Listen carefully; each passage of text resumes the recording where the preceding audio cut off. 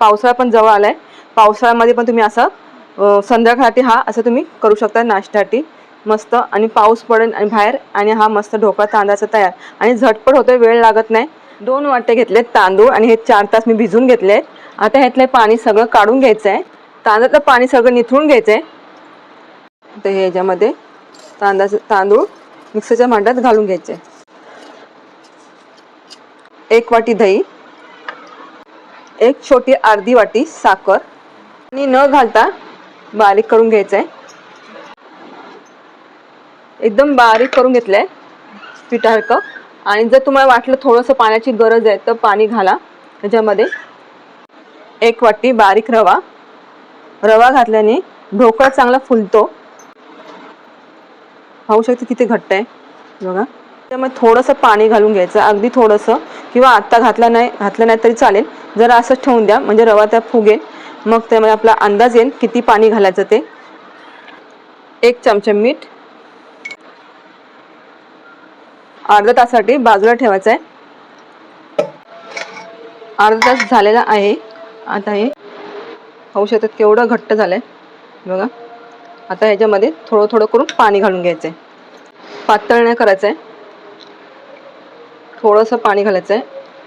पाहू शकताय इतकं पातळ करून घ्यायचं आहे, अगदी घट्ट नाही आहे आणि पातळ पण नाही आहे. तेल घेतलं गरम करून. आता ह्याच्यामध्ये राई घालून घ्यायची फोडणीला. राई चांगली तडतडून घ्यायची.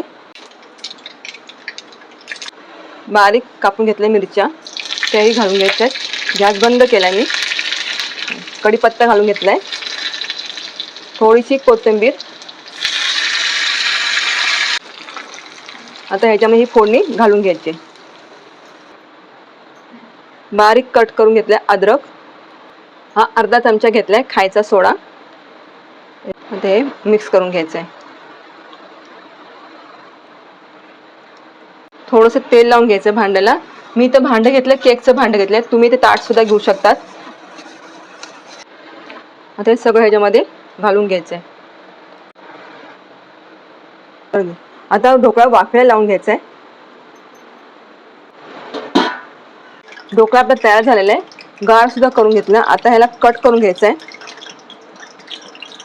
साईडने काढून घ्या.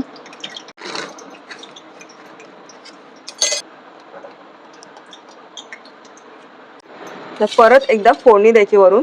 राई, हिरवी मिरचीच्या ऐवजी तुम्ही लाल मिरची घातली तरी चालेल. आता ही फोडणी वरून घालून घ्यायची. कोथिंबीर. छान आणि मस्त असा ढोकळा तयार झालेला आहे तांदळाचा. आणि हे बघा मस्त अशी जाळी पण सुटली ढोकळ्याला. आणि ही चटणी मस्त.